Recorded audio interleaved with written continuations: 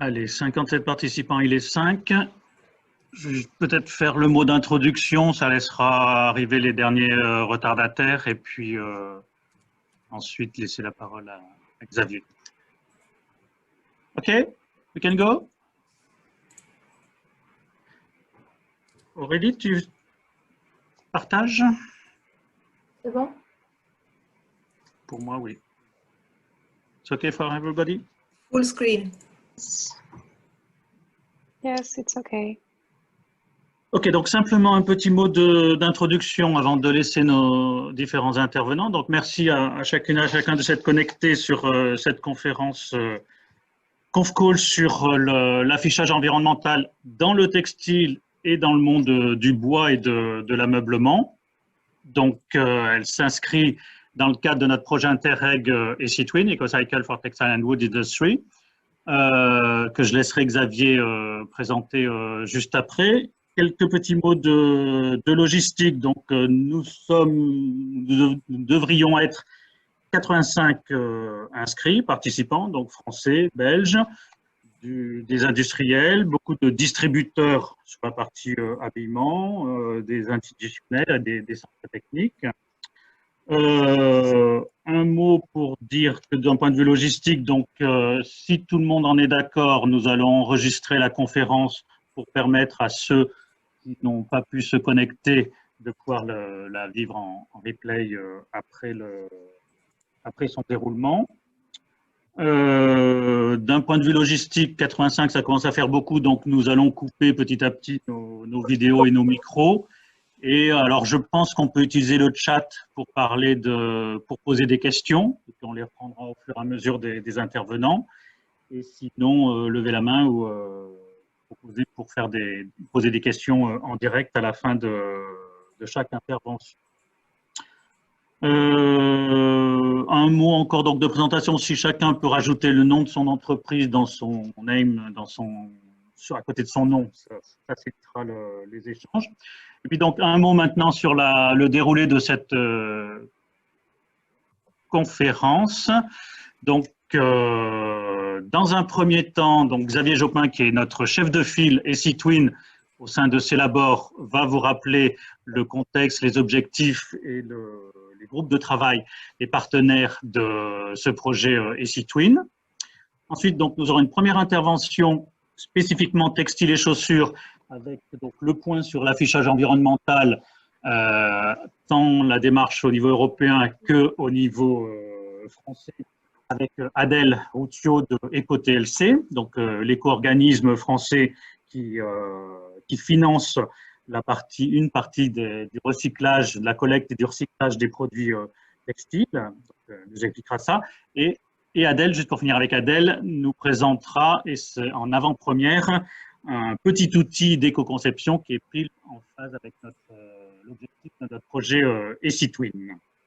Donc ensuite, nous passerons à la partie bois ameublement avec Gabriella donc de l'EFIC, qui est la Fédération européenne du meuble. Et donc, il nous expliquera au niveau de la Fédération européenne du meuble quelles sont toutes les actions en matière d'économie circulaire qui sont d'ores et déjà inscrites, prévues. Et nous ferons un focus avec Omar, donc qui est conseiller environnemental à la Fédération italienne du bois, du meuble, du liège, du luminaire, de l'ameublement. Federlegno Redo. Susanna, tu m'aides un petit peu? Oui, c'est bien. Et Omar nous fera un point sur un projet qui est déjà en cours, Life EFI, je ne sais pas comment vous le prononcez en italien, donc au niveau des fameux PEF, donc l'empreinte environnementale des produits. La démarche vise à élargir la démarche de PEF aux secteurs qui pour l'instant ne sont pas concernés par la réglementation sur l'affichage environnemental. Et nous terminerons avec Edwin, l'un des partenaires d'ECTwin, donc qui nous balayera de manière un petit peu large en matière d'économie circulaire, quelles sont les normes et les réglementations qui s'imposent ou qui sont proposées à nos industriels, donc à la fois toujours dans le textile et dans le bois. Et puis évidemment la partie questions-réponses et on essaiera de terminer vers 11h45 pour respecter notre timing. Est-ce qu'en termes de logistique, c'est bon? 61 participants, donc le chat se met en route. Je propose que Xavier, tu fasses un petit rappel sur notre projet SeaTwin pour tout le monde. Merci Eric. Au nom du projet et de l'ensemble des opérateurs, je remercie les participants pour l'engouement suscité par notre invitation. Donc, comme le disait Eric, ce webinaire se fait dans le cadre d'un projet Interreg, un projet interrégional entre la France, la Wallonie, la Flandre. Donc, c'est un projet tripartite, sponsorisé par l'Europe et par les différentes régions. Donc, notre projet SeaTwin a pour objectif d'engager les entreprises de cette zone transfrontalière qui sont actives dans le domaine du textile, de l'habillement, du bois et de l'ameublement vers la mutation de leur modèle économique pour obtenir une croissance durable. Donc, vous avez aussi le texte en néerlandais pour nos amis néerlandophones. Donc, Aurélie, si tu peux juste changer la diapo. Voilà, donc le projet a pour objectif d'accompagner en fait les différentes entreprises de cette zone transfrontalière vers l'amélioration et l'élaboration de leur stratégie globale dans le domaine de l'éco-innovation. Donc, on ne veut pas que de l'économie circulaire, c'est vraiment une démarche globale d'éco-innovation. Donc, les différents piliers qu'on veut mettre en avant, c'est l'éco-conception des produits, la prise en compte de leurs usages et des processus de fabrication, et également le développement d'une nouvelle offre de services en travaillant dans la thématique de l'économie de la fonctionnalité.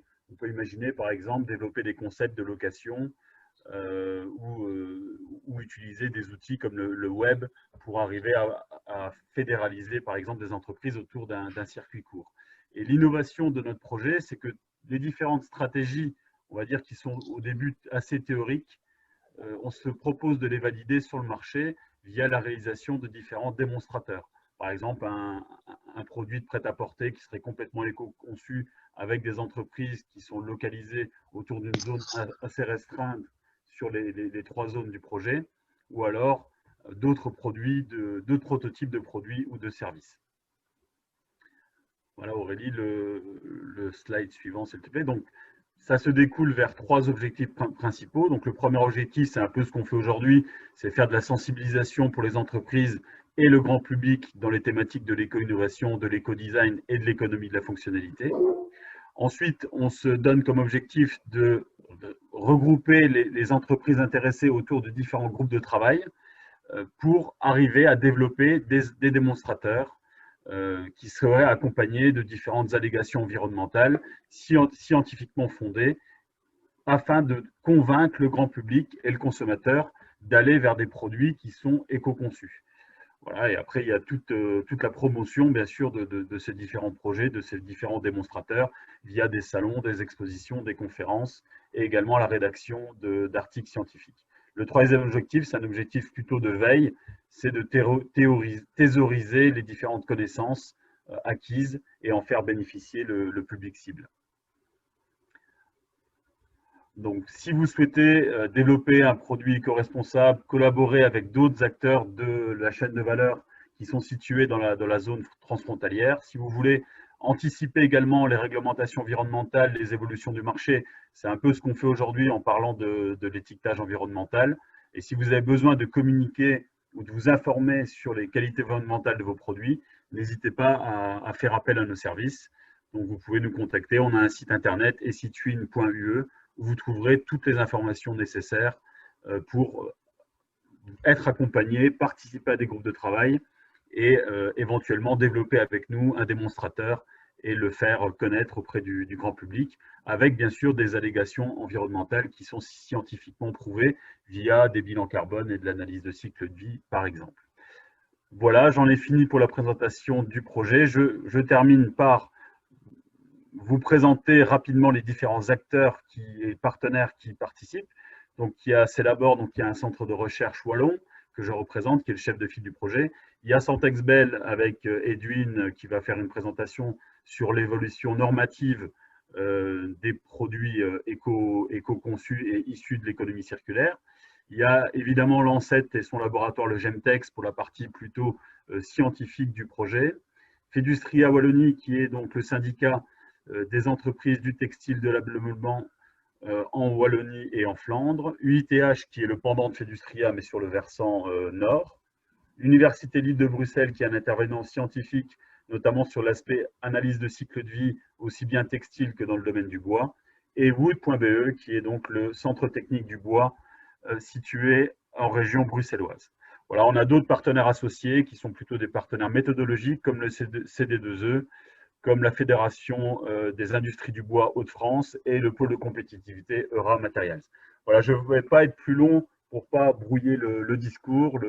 L'essentiel est que vous suivez bien ces présentations et que, éventuellement, si vous êtes intéressé par notre démarche, de nous contacter par la suite. Je vous souhaite un bon webinaire à tous. Merci Xavier. Several presentations will be in English, but certaines autres seront en français. Comme c'est un projet transfrontalier, on alterne entre les interventions en français et en anglais. Et donc, je vous propose donc Adèle prenne la parole. Alors, je pense que Adèle, tu l'as prévu en français, ton intervention? Oui, ouais, je confirme que je l'ai prévu en français. Après, si ça pose un souci, je sais que j'ai quelques slides en anglais, donc, voilà. donc une bilingue, on va dire.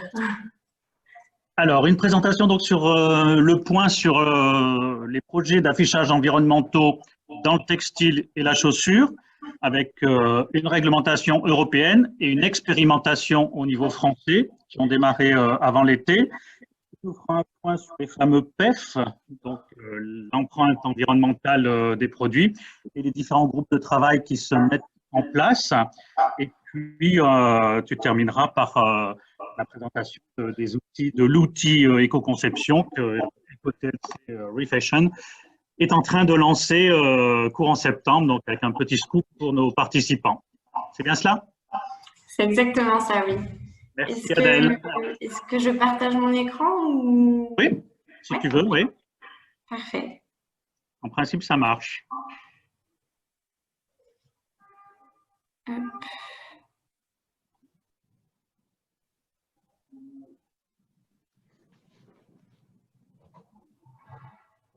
Alors, est-ce que ça fonctionne? Oui, très bien. Merci. Bonjour à tous. Donc, je m'appelle Adèle Routhiot. Je travaille chez EcoTLC. Mais nous changeons de nom actuellement. On est dans une phase de rebranding. Donc, on va maintenant s'appeler Refashion. Je ne vais pas m'attarder dessus, mais donc si vous voyez différents noms au cours de la présentation, ne vous étonnez pas. J'interviens aujourd'hui en remplacement de ma collègue Maud Hardy, qui est directrice du pôle économie circulaire chez nous et qui pouvait pas intervenir aujourd'hui parce qu'elle avait un empêchement. De mon côté, je vais plutôt vous parler du secteur du textile et de la chaussure plutôt que du secteur du bois, sur lequel j'ai aucune expertise, même, soyons honnêtes. Je vous ai préparé quand même une petite slide de Refashion pour représenter. Donc, on a été agréé par les pouvoirs publics en 2009. Donc, on est un éco-organisme, c'est-à-dire qu'on est une société privée, mais à but non lucratif. Donc, notre rôle, c'est d'assurer la gestion de la fin de vie des articles textiles et chaussures qui sont mis sur le marché en France. Donc, c'est-à-dire de la collecte au tri, en passant par la réutilisation jusqu'au recyclage. Et on va dire que notre raison d'être, c'est d'assurer la transformation de la filière vers une économie plus circulaire. Donc, je vous ai mis le lien de notre nouveau site internet avec notre nouveau nom et toute notre nouvelle charte graphique que vous pourrez consulter. Alors, je ne sais pas si les présentations seront partagées après le webinaire. Enfin, en tout cas, je pourrais vous redonner le lien si vous le souhaitez sans problème. Si vous en êtes d'accord, si les différents intervenants sont d'accord, Adèle, tu es d'accord pour qu'on diffuse ton PowerPoint? Oui, aucun problème. Okay. Oui, donc ça, cette slide, c'est ce que je vous disais. Hein. Aujourd'hui, on se positionne en plus de gérer la fin de vie des produits. sur tous les axes de l'économie circulaire, donc en passant par l'éco-conception, par l'innovation, et puis jusqu'au tri, à la réutilisation et au recyclage. Donc on est vraiment sur tous les scopes aujourd'hui. Donc la thématique qui nous réunit aujourd'hui, c'est l'affichage environnemental des textiles et des chaussures. C'est une thématique sur laquelle on travaille beaucoup nous cette année chez Refashion. Donc notamment avec la loi AGEC anti-gaspillage pour l'économie circulaire qui a été promulguée en février, mais aussi sur le projet européen PEFCR Apparel and Footwear, dont on va parler un peu après. Donc pourquoi on parle d'affichage environnemental? C'est pour sensibiliser à la consommation responsable. C'est pour informer les consommateurs sur leurs actes d'achat et puis aussi pour encourager les producteurs à fabriquer en prenant en compte la performance environnementale de leurs produits. Donc aujourd'hui, comment ça se traduit? Ça se traduit par une note ABCDE sur un produit qui est calculée sur l'ensemble du cycle de vie du produit et qui est noté soit sur le produit en lui-même, soit en rayonnage, ou alors aussi de manière dématérialisée, on va dire, sur les différents sites internet de la marque. Donc je vous ai parlé effectivement de la loi AGEC qui a été promulguée le 10 février 2020 pour être exact. Dans cette loi, l'article 15 stipule qu'un dispositif d'affichage environnemental et social va être instauré et que pour ce faire, une expérimentation de 18 mois, donc à compter de la promulgation de la loi, est lancée. L'objectif, c'est que suite à cette expérimentation de 18 mois, un bilan soit transmis au Parlement et qu'une étude de faisabilité de cet affichage environnemental soit réalisée afin d'en tirer des conclusions. Donc cette expérimentation de 18 mois, elle s'adresse à toute entreprise volontaire du secteur du textile et de la chaussure qui souhaite mettre en place l'affichage environnemental. Et aujourd'hui, on est bien dans un objectif de mobiliser un maximum d'entreprises afin que demain, elles aient le même référentiel de calcul pour développer l'affichage environnemental et que le consommateur puisse comparer des produits entre différentes marques.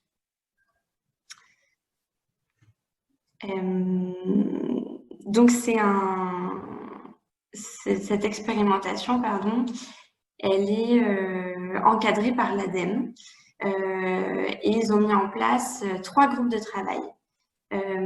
Donc pour certains, vous allez peut-être participer au premier groupe de travail qui ont eu lieu au début de l'été, je dirais au mois de juin. C'était des groupes de travail de lancement.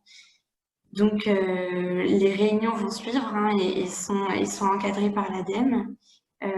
Pour détailler un petit peu ces 3 groupes de travail, le premier, c'est donc un groupe de travail qu'on appelle miroir du projet européen qui s'appelle le PEF Apparel. Donc, on y reviendra plus tard sur ce PEF, mais l'idée, c'est que grâce à ce groupe de travail mis en place par l'ADEME, on puisse faire valoir des contributions françaises sur cet affichage environnemental à l'échelle européenne et remonter tous les retours d'expérience des entreprises qui sont aujourd'hui engagées dans l'expérimentation pour servir de base de travail au projet à l'échelle européenne. Le deuxième groupe de travail, c'est sur les offres privées d'accompagnement. Donc, c'est toutes les parties prenantes qui vont pouvoir accompagner les entreprises et les aider à mettre en œuvre l'affichage environnemental dans leur process interne.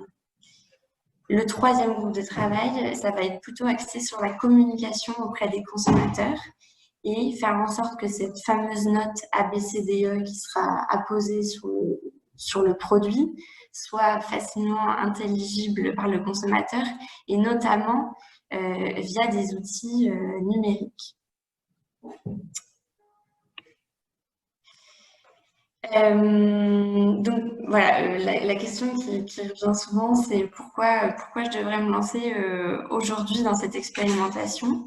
La première raison, c'est qu'il faut monter en compétence sur ce sujet. Effectivement, mettre en place l'affichage environnemental des produits au sein d'une entreprise, ça va demander de revoir les process de travail. Ça va demander de former les équipes en interne. Et aussi, ça va demander d'avoir une analyse poussée des impacts environnementaux des produits. Donc, en s'engageant dès aujourd'hui dans cette expérimentation de 18 mois et en participant, pourquoi pas, aux groupes de travail qui ont été mis en place par l'ADEME, ce sera un avantage important quand à l'échelle européenne, les travaux seront finalisés et que l'affichage environnemental fera l'objet d'une obligation pour tous les metteurs en marché européens. Je suis en train de voir qu'il y a des chats, pardon. Est-ce que, Eric, je réponds plutôt aux questions à la fin? Comment tu as prévu Ton micro est coupé. Pardon, je propose que on te laisse dérouler ta présentation et on prendra les questions après. Ça marche, ok. La deuxième raison pour se lancer dans l'expérimentation, c'est qu'aujourd'hui, le référentiel de calcul environnemental qui va être développé à l'échelle européenne va prendre en compte différents paramètres et certains ont déjà été remontés par les entreprises qui sont aujourd'hui engagées dans l'affichage environnemental, tels que la durabilité des produits, la toxicité, les matières premières, on va dire, responsables. Tout ça, c'est des paramètres qu'il faut qu'ils soient pris en compte pour le calcul de cette note ABCDE. Et en s'engageant aujourd'hui dans l'affichage environnemental et dans l'expérimentation, c'est l'occasion, on va dire, immanquable de faire remonter toutes ces problématiques pour qu'à l'échelle européenne, elles soient prises en compte dans le référentiel de calcul qui va être développé. Donc, aujourd'hui, c'est des sujets qui sont abordés dans le cadre du projet européen dont on va parler, mais il y a peut-être des thématiques qu'on n'a pas identifiées et qui sont impératives, selon vous, à prendre en compte dans ce calcul environnemental. Et c'est l'occasion de cette expérimentation de faire part de toutes ces thématiques que vous avez pu identifier au sein de vos process, au sein de vos produits et de tout ce que vous pouvez mener en entreprise. Donc, je vais maintenant parler du projet PEFCR Apparel and Footwear. Donc ici, pour les non-français, j'ai au moins quelques slides en anglais. Donc c'est déjà ça. Un PEFCR, c'est quoi? Donc déjà, ça veut dire Product Environmental Footprint Category Rules. L'idée, c'est de développer ce fameux référentiel de calcul dont on parle depuis tout à l'heure sur des catégories de produits donnés. Donc là, on va parler du PEFCR pour l'habillement et pour la chaussure. Donc un PEFCR, il y a une gouvernance qui est assez encadrée. Donc on va avoir des membres votants, des membres non votants et ce qu'on va appeler un petit peu des observateurs. Il me semble que je vous ai remis la slide avec tous les membres qui aujourd'hui font partie de ce projet européen. Donc, on est encadré par un expert technique qui est Quantis. Notre groupe de travail, il est leadé par la SAC, la Sustainable Apparel Coalition. On a des membres non votants. Donc, je m'excuse parce que cette slide n'est pas à jour et notamment la Fédération de la haute couture et de la mode qui est indiquée en tant que membre non votant est aujourd'hui un membre votant. Donc voilà, petite précision. Et puis parmi les membres votants, donc on va retrouver des marques et metteurs en marché, des acteurs plus institutionnels tels que des fédérations. On a notamment l'ADEME pour les Français. En France, on a aussi donc Decathlon, donc la Fédération de la haute couture et de la mode, et puis donc il y a nous, EcoTLC, ou Refashion. Là, vous pouvez encore choisir, notre changement de nom est en cours. Donc, on fait partie de ce qu'on appelle le Technical Secretariat, qui est encadré, lui, par la Commission européenne et par deux groupes qui sont le Technical Advisory Board et le F-Subgroup. Donc voilà, c'est une gouvernance très spécifique pour un projet européen, on va dire à grande échelle, donc c'est nécessaire. Donc, quelle catégorie d'impact on va prendre en compte dans ce référentiel de calcul? Donc, si je ne dis pas de bêtises, il me semble qu'il y en a 16 sur différentes familles, les écosystèmes, la santé, le changement climatique, les ressources naturelles et l'eau. Donc, si je ne dis pas de bêtises, il me semble que c'est 16 catégories d'impact au total pour que le référentiel de calcul développé soit, on va dire, le plus précis possible. Donc, c'est un projet qui va avoir quelques étapes clés. Sans toutes vous les détailler, de toute façon, je pourrais vous partager la slide sans problème. Il y a d'abord une étape de quelle catégorie de produits on va parler. Donc, je vous les ai remis juste après, mais déterminer toutes les unités fonctionnelles de chacune des catégories de produits, définir des produits représentatifs. Donc, pour ce faire, on a eu une grosse phase de collecte de données auxquelles beaucoup d'acteurs français ont contribué. Et puis, ça donnera lieu à des études sur le PEF, des drafts, des supporting studies qui feront l'objet de revues critiques. Donc, c'est tout l'objet des fameux groupes de travail mis en place par l'ADEME. Et là, ici, je parle notamment du premier, qui est le groupe miroir du projet PEF. C'est-à-dire que l'ADEME, en mettant en place ce groupe de travail, souhaite mobiliser un maximum de représentants français, que ce soit des industriels, que ce soit des marques, afin qu'elles fassent la revue critique de ce qui est fait à l'échelle européenne et puissent remonter les sujets qui vont, qui ne vont pas, ce qui manque. On a parlé par exemple de la durabilité. Est-ce que c'est traité correctement au sein des études qui sont réalisées? Donc, si ce projet européen vous intéresse, je vous invite à vous inscrire notamment au GT mis en place par l'ADEME, qui en fait fera le lien entre les acteurs français et le projet à l'échelle européenne. Donc ça, ce sont les fameuses 13 sous-catégories de produits que l'on a définies sur l'habillement et sur la chaussure. Donc, on est arrivé à un nombre de 13. L'idée, c'est que ce soit le plus exhaustif possible et que ce soit aussi réalisable techniquement. Donc, il fallait se limiter à un certain nombre de catégories. Donc, on en compte 13 exactement. Et aujourd'hui, nous avons déterminé au sein du secrétariat technique du projet PEFCR 6 sujets clés qu'il faudra prendre en compte dans le référentiel de calcul de l'impact environnemental des produits. Donc, que je vous ai remis sur la diapo, qui sont la circularité, les matières premières, la durabilité, dont on parle beaucoup et qui est un sujet qui fait beaucoup débat et qui pourtant est impératif à prendre en compte dans ce référentiel de calcul, la distribution. Alors, les building RPs, c'est les produits représentatifs, c'est-à-dire que pour chaque catégorie de produits donnés, il y a un produit représentatif qui est déterminé, qui est un peu en fait un produit robot, un produit moyen de toute une catégorie de produits donnés. Et la dernière thématique, c'est celle de l'utilisation, donc en particulier de l'entretien. Donc ça, c'est des sujets qui sont déjà en cours d'étude au sein du projet européen. Donc là, on travaille notamment sur la phase d'utilisation.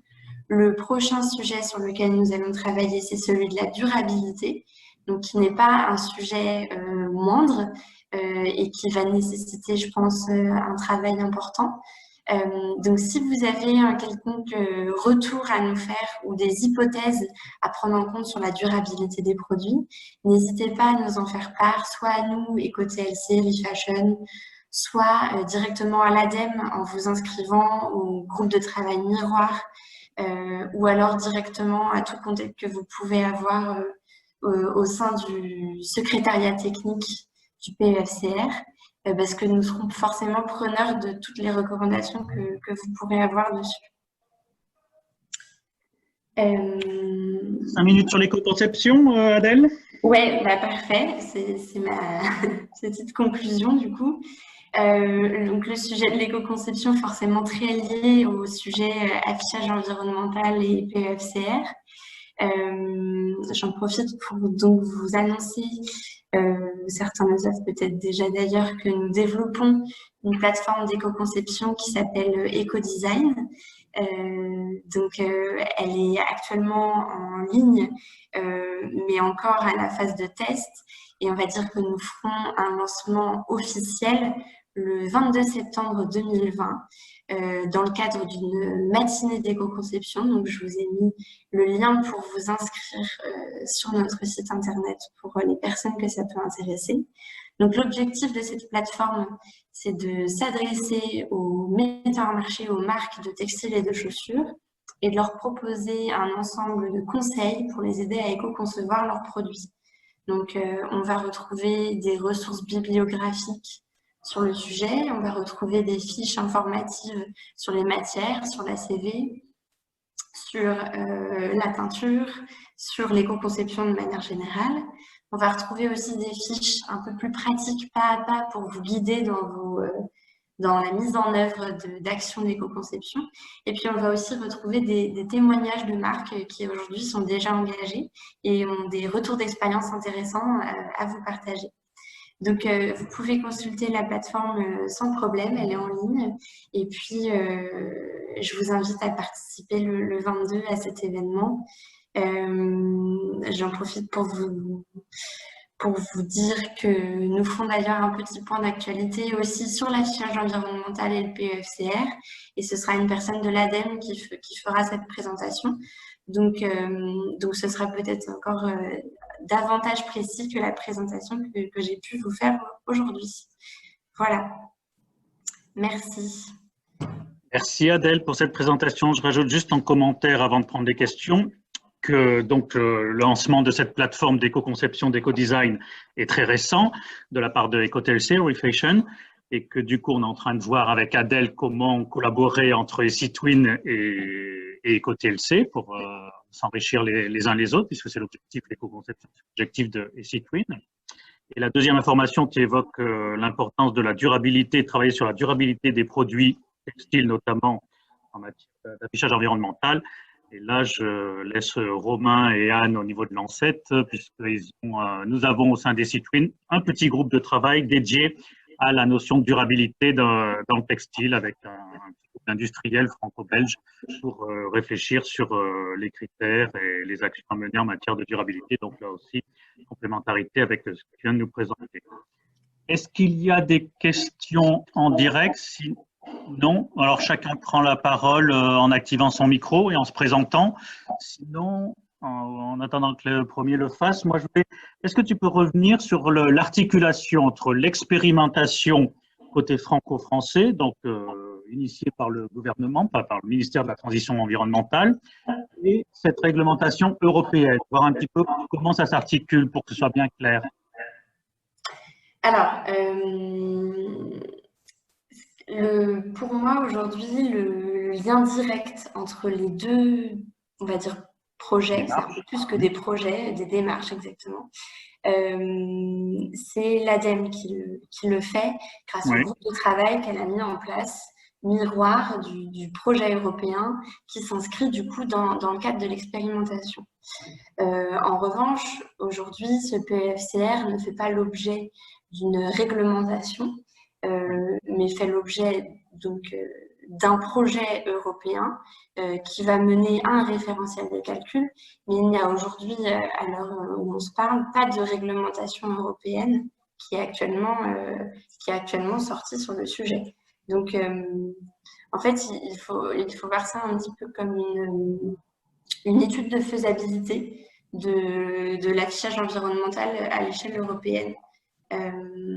Et donc là-dessus, la France a un petit peu pris le taureau par les cornes, si je puis dire, en lançant cette expérimentation et en invitant un maximum d'entreprises à s'engager dans l'expérimentation, puisque cela fera l'objet, suite à l'expérimentation, d'un bilan, d'une étude de faisabilité et pourquoi pas donc d'une directive un peu plus précise.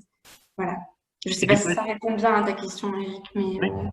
Et est-ce que du coup, là on a des entreprises qui sont inscrites ce matin, est-ce qu'elles peuvent s'inscrire dans le groupe Miroir spontanément? Oui, tout à fait.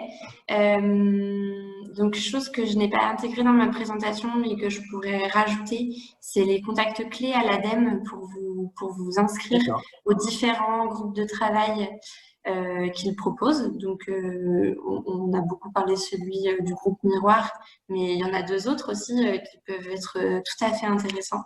Selon vos priorités aujourd'hui et la manière dont vous souhaitez vous engager sur le sujet.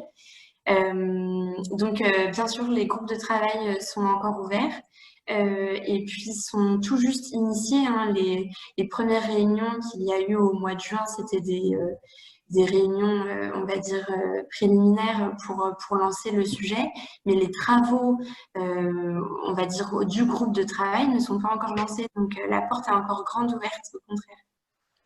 Ok, donc tu nous mettras le lien pour se connecter à l'ADEME. Donc, je pense que ça répond à la question de Benjamin Tessier donc, pour participer au groupe de travail.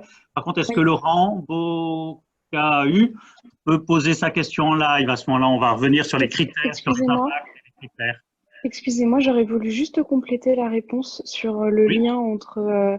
bonjour, je suis Nathalie Fussler, donc je représente l'Alliance du commerce, la fédération donc, des enseignes de l'habillement, dont certaines sont ici.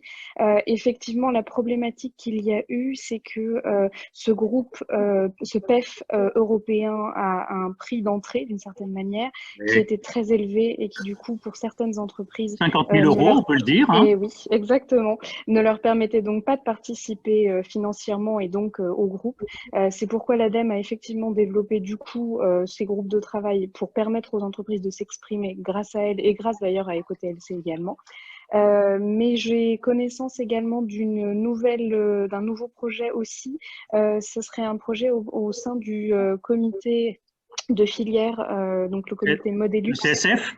Le CSF, tout à fait, qui aurait peut-être du coup lui aussi l'intention de monter un groupe qui permette également aux entreprises de participer via le CSF à ce PEF. La problématique étant toujours que on veut que la France et que la voix de la France soit entendue, mais du coup il faut à ce moment-là être plusieurs et plus nombreux pour pouvoir faire porter cette voix.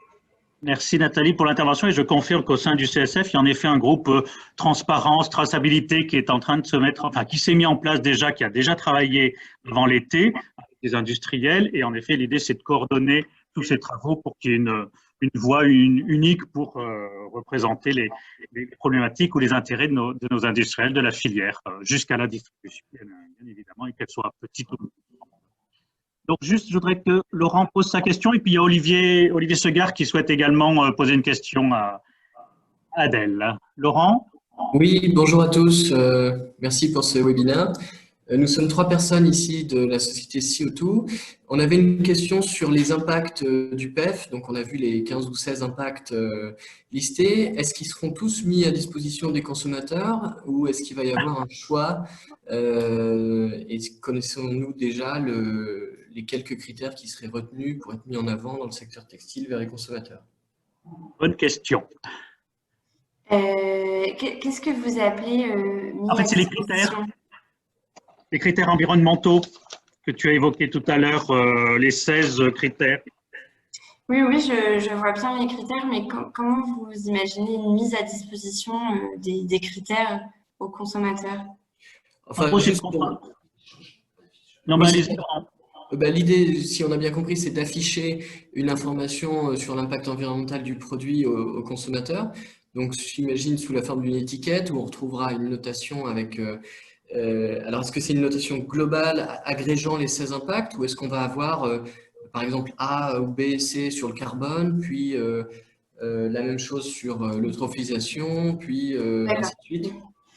Donc, effectivement, aujourd'hui, au sein des travaux du PFCR, on n'est pas arrivé aujourd'hui à cette question de la communication auprès des consommateurs.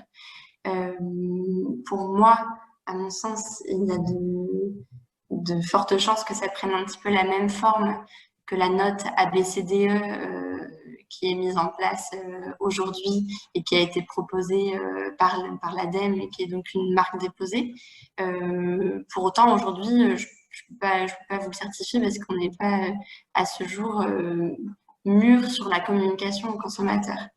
Et là où je me permets de préciser, du coup, c'est que le projet PEF, c'est bien le développement d'un référentiel de calcul. Néanmoins, ce n'est pas le développement d'un outil de communication auprès des consommateurs. Donc, on n'est pas sur le même scope exactement que l'expérimentation française qui est mise en place pour 18 mois. Le projet européen, lui, s'arrête à la livraison, on va dire, d'un référentiel de calcul. Alors que l'expérimentation française est plus large dans le sens où elle comprend et le référentiel de calcul et la communication aux consommateurs. Est-ce que ça répond à votre question, Laurent? Oui, c'est clair. Donc, je pense ADEME, aujourd'hui, c'est quelque chose d'agrégé, qui agrège les Oui, tout à fait. Oui. La note aujourd'hui ABCDE proposée par l'ADEME, c'est une note agrégée de plusieurs critères d'impact, tout à fait, calculée sur tout le cycle de vie. Il n'y a pas une note sur la consommation d'eau, il n'y a pas une note sur l'eutrophisation d'eau douce, il n'y a pas, voilà, c'est une note globale sur tout le produit. Ok, merci. Si Adèle et Laurent, juste une dernière question d'Olivier avant de faire le benchmark avec le secteur du bois et du meuble. Olivier? Oui. Merci Eric. Olivier Segard, Société Segard-Mazurel, nous sommes un acteur de la filière lainière. Et je voulais savoir si dans ces différents impacts, est-ce qu'on prend aussi en compte des impacts positifs? Par exemple, si je prends le cas de la laine, c'est l'impact local au niveau de l'économie locale des élevages, l'impact concernant la conservation de l'environnement et de la biodiversité, la régénération des sols et toutes ces choses-là. Alors, c'est une excellente question, mais je vais être honnête, je ne vais pas avoir la réponse plutôt que de vous dire quelque chose de faux. Peut-être que justement, Anne pourrait répondre sur la partie biodiversité, notamment dans les critères habituels des ACV. Anne Peruels. Oui, bonjour à tous, j'avais mis mon micro en muet, donc j'ai un petit décalage pour répondre. Oui, alors aujourd'hui, les analyses du cycle de vie sur lesquelles sont basées l'affichage environnemental ne prennent pas en compte les aspects positifs. Effectivement, et ça, c'est une limite actuelle des analyses du cycle de vie. Voilà, je pense que du coup, l'affichage qui s'appuie sur l'analyse du cycle de vie ne permet pas de faire les aspects positifs, mais je trouve que c'est une très bonne réflexion. Ça fait un petit moment qu'on se dit ça. Comment effectivement mettre en avant tous les avantages, d'une part au niveau environnemental, au niveau social, au niveau économique, au niveau effectivement redynamisme, voilà, au niveau local et territorial. Enfin, il y a beaucoup de choses qui sont envisageables là-dessus. Il y a quelques groupes de travail d'universitaires qui travaillent là-dessus. Et parmi les critères habituels, la biodiversité n'est pas retenue pour l'instant? La biodiversité fait partie des critères environnementaux, mais malheureusement, on ne regarde que la perte de biodiversité. D'accord. Merci Anne. Faudrait-il contacter pour parler de ça ou remettre l'idée sur la table? Alors, ce que je peux vous conseiller, c'est que je vous mette en contact avec l'ADEME et notamment en participant aux différents groupes de travail qu'ils ont mis en place. Hein. je suis désolée, je tourne un peu en boucle là-dessus, mais c'est aujourd'hui le moyen le plus institutionnel, on va dire, pour faire porter ce sujet et qu'il remonte notamment au sein du PEF pour être pris en compte dans le référentiel de calcul qui va être développé. Donc voilà, je pense que c'est aujourd'hui la meilleure méthode pour remonter tous les sujets que vous pouvez identifier. Il y en a peut-être d'autres encore, hein, donc effectivement, ces impacts positifs, je pense que c'est intéressant à remonter, mais il y a peut-être encore d'autres thématiques qui le sont, donc n'hésitez pas à vous inscrire et à faire porter votre voix sur tous les points que vous avez relevés, quoi. Merci Adèle, merci Olivier pour ta pertinente question. Juste, je suggère à Fanny Van Hamé de garder sa question pour tout à l'heure parce qu'après on risque de déraper un petit peu dans le timing.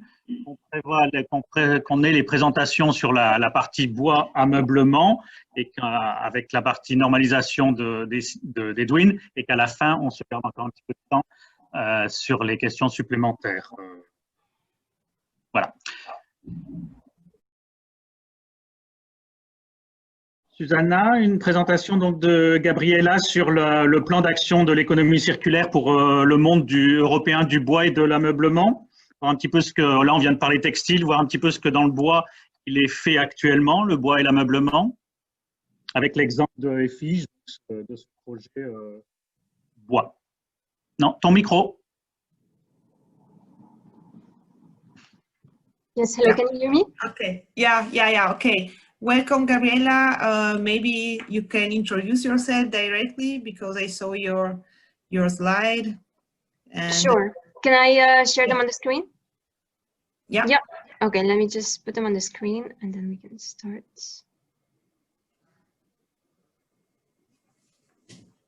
So thank you very much for the invitation to this webinar. My intervention will be in English. I hope that's not a problem. I'm Gabriela Kemendi, Secretary General of EFIC, the European Furniture Industries Confederation. We're based here in Brussels. And today I would like to speak briefly about our confederation.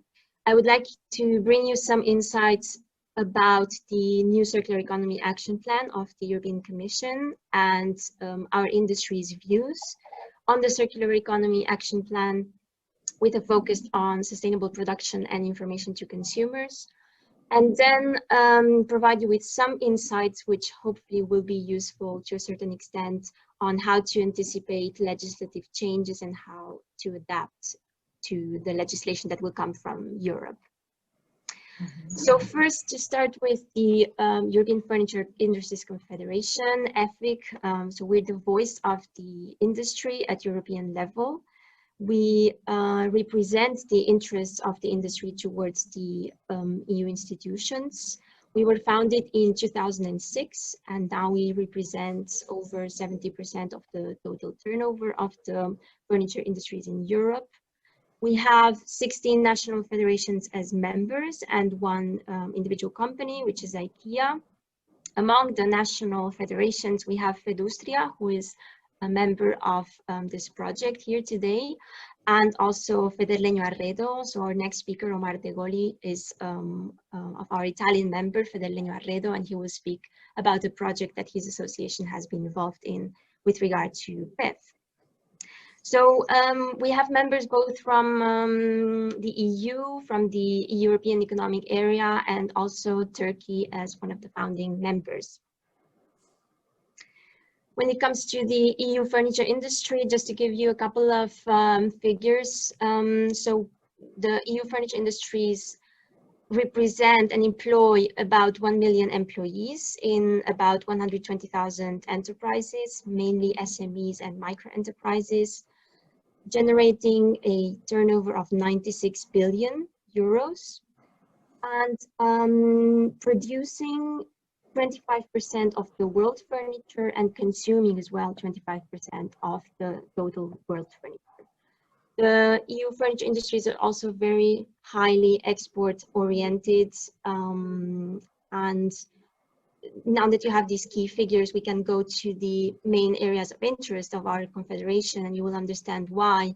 So first of all, we are very much focused on activities concerning the single market.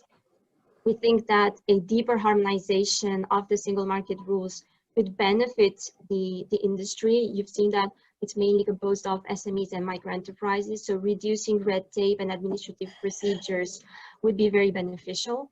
Second of all, we're very much following market access barriers and trying to reduce these with the help of the European Commission.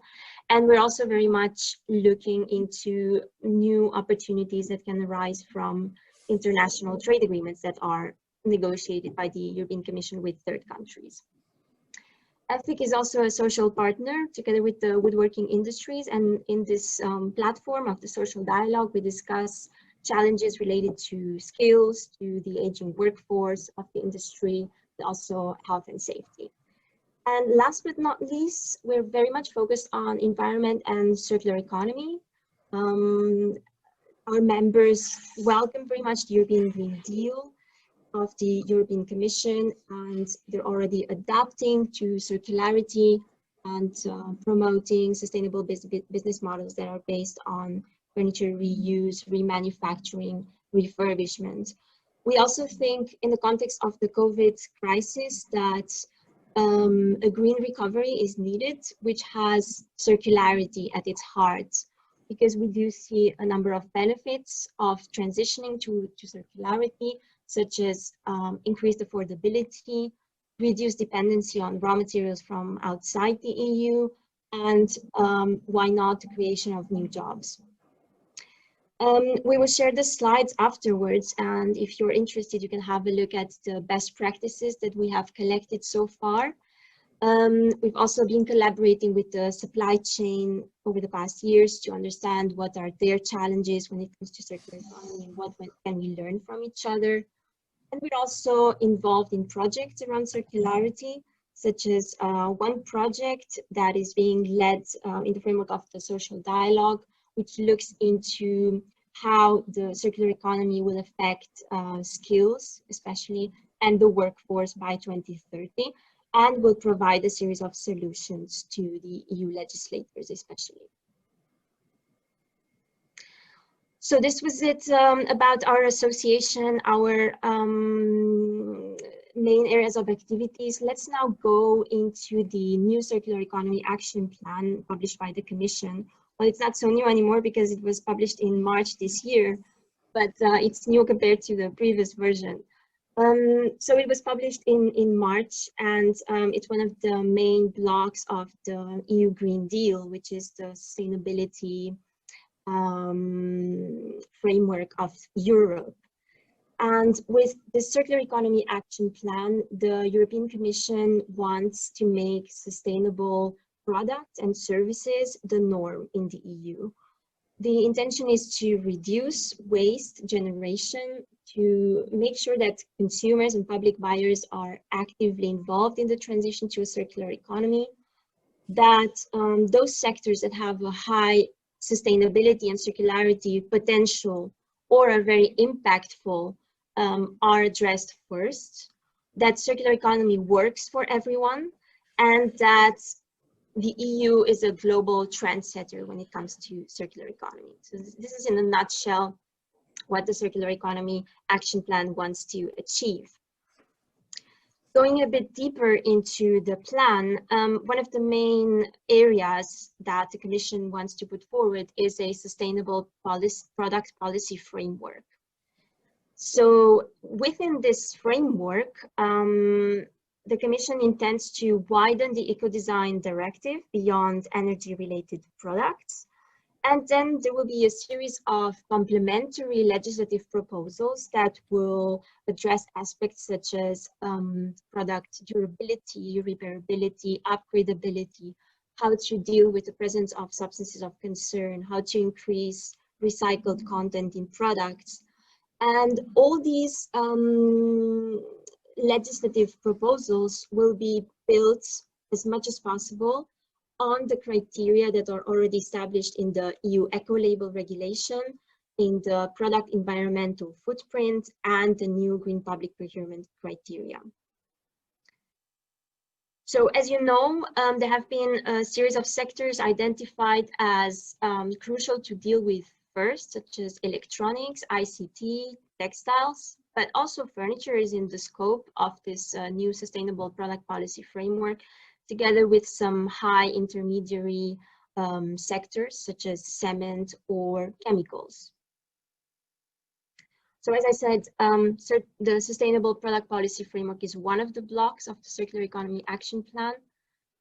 The second important block is a series of proposals to empower consumers and public buyers.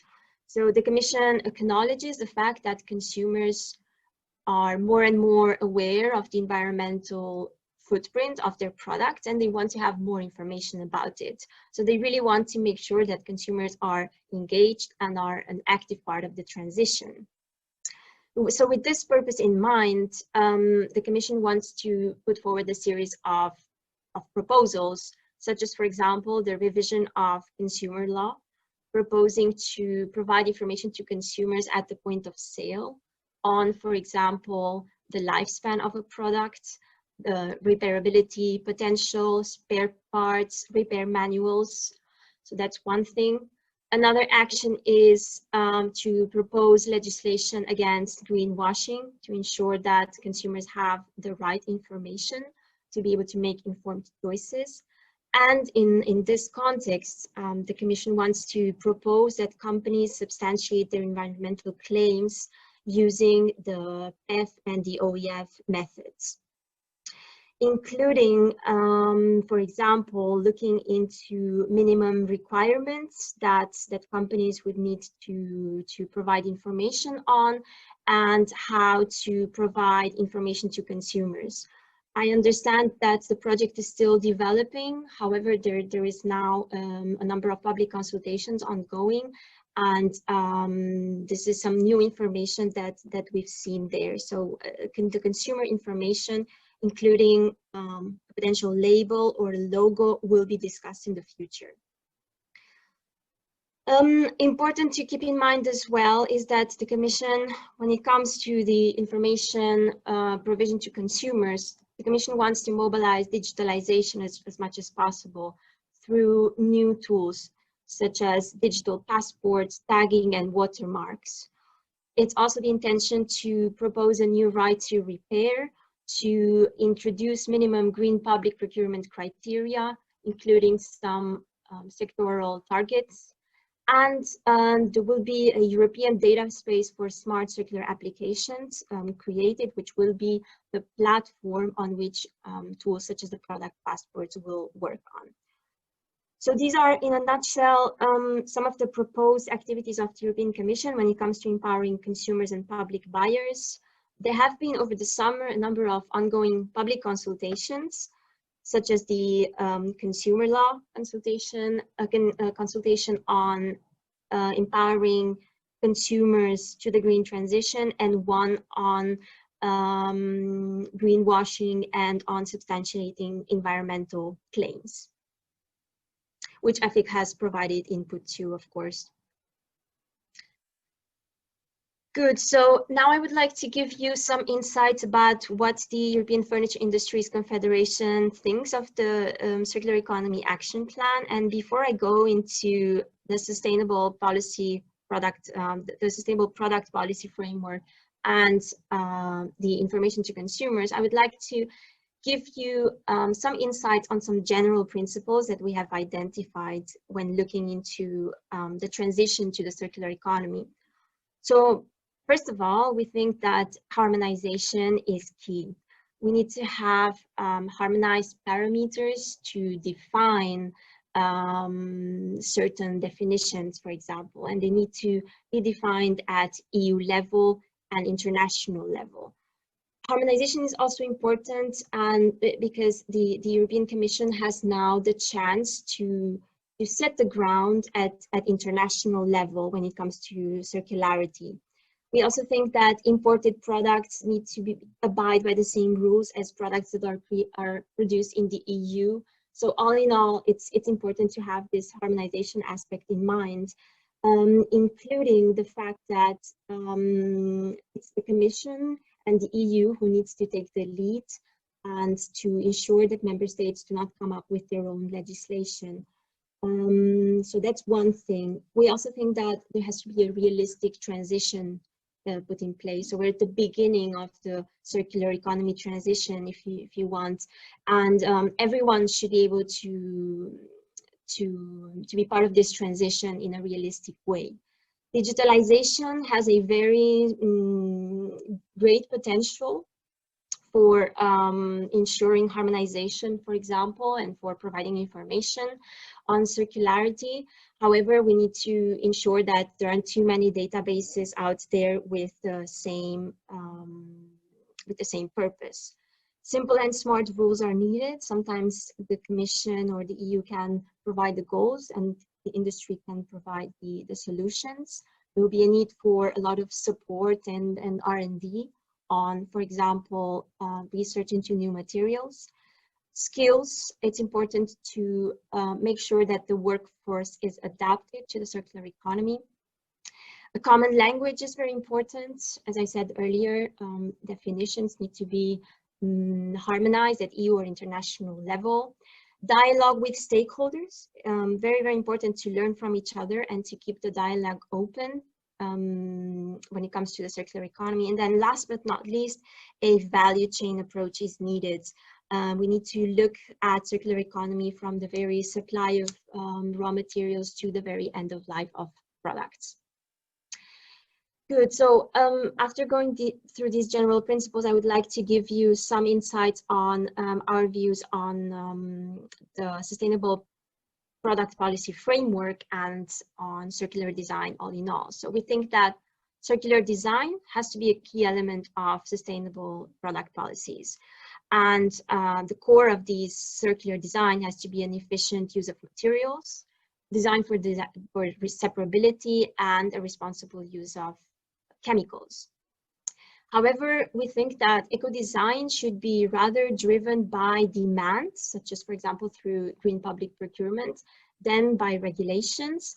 And we also see that eco-design criteria will not work in the same way for all products. IKEA has been working on a circular design guide for the past 4 years, coming to this very same conclusion. And then there is a number of challenges that we need to address when it comes to circular design. I will give you one example. Even if the aim is to reduce the use of hazardous chemicals in furniture production, there's still requirements out there many times at member state level that require their use, such as, for example, flame retardants in furniture to ensure fire safety. And now I would like to give you the views of the industry on circularity during furniture consumption. So we do acknowledge the fact that consumers need to have an active role in the transition to the circular economy. And for them to be able to make an informed choice and to compare products that are out there on the market, there needs to be a tool that is developed at EU level on the main characteristics of furniture. We have to avoid that there are too many tools out there,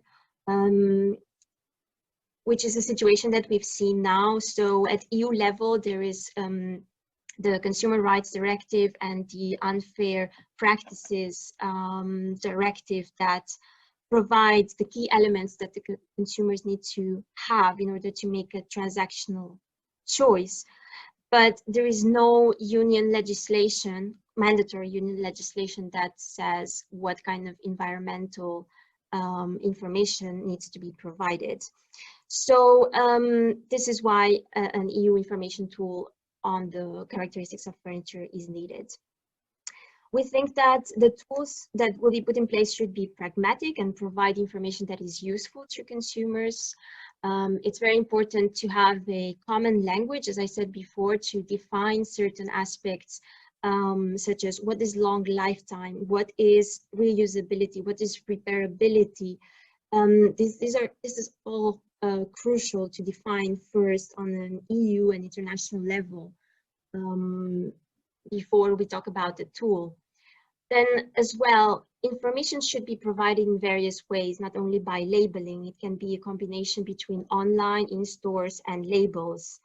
Rules have to be applied to imported products as well to ensure that EU products have their competitive advantage. And there's a number of legislation that need to be updated, such as the General Product Safety Directive when it comes to compliance of secondhand products. And then just briefly to mention, we think that public authorities have a great potential to drive circular products via green public procurement. More specifically on the product passports that will be put in place according to the Circular Economy Action Plan, we think that there is a great potential to these product passports. However, we think that the Commission needs to have a holistic approach with all the ongoing initiatives to provide information to consumers. It needs to be designed properly, the product passports, and at EU level, of course, in order for it to also receive international acceptance.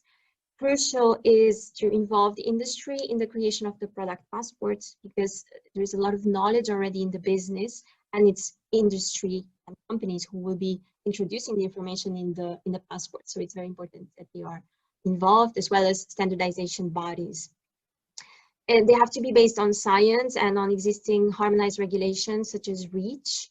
Many times the information will probably depend on the consumer and on the specific needs at a specific moment. And then there's a series of issues that product passport also need to address, such as responsibility, competition, supervision, and monitoring. Concerning the EU Ecolabel, as you know, it has a lot of potential because it's a tool that is put out there at European level. However, in the furniture industry, it has had a very limited uptake because of many challenges that are associated to it. It is state-run, it is not promoted by certifiers, and it is quite costly. So we think that in the future, the furniture industry should have a more prominent role when revising the criteria, and standardization bodies such as SENS should be involved as well. Last but not least, when it comes to substantiating green claims, we think, again, that the Commission needs to take a holistic approach and to consider all the instruments and the voluntary tools that have been put forward so far. And then they should develop a system in coordination with the industry, specifying certain requirements and benchmarks and allowing the industry to gradually to this uniform system, step by step. Also important for this discussion, substantiating green claims should remain voluntary. And when it comes to PEF, which is still under development, we think that it's at the moment an imperfect tool, and it has to be revised. So its robustness needs to be revised before it is integrated into policies.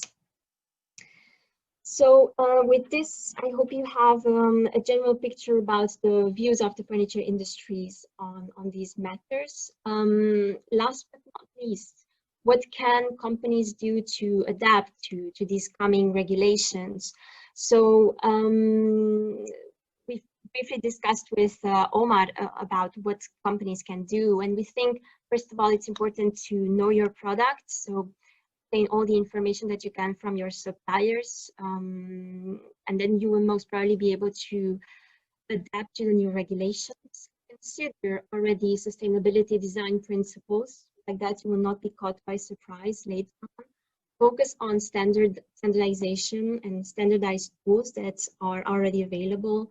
And last but not least, it's very important to collaborate across the industry. So voice all your concerns in projects such as this one with your industry associations such as Fedustria, who will then provide information at European level, and then we will be able to provide the views of the industry to the EU institutions. So this was it from my side. I hope I was not too long.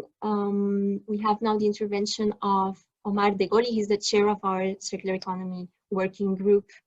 And thank you very much.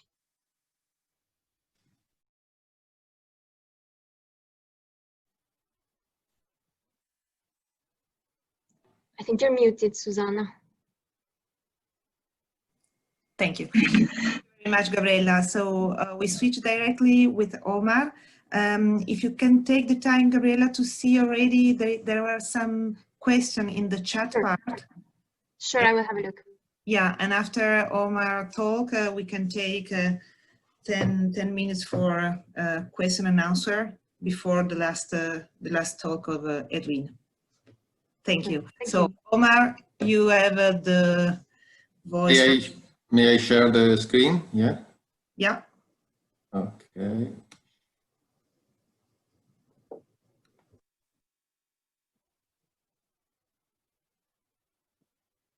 Okay.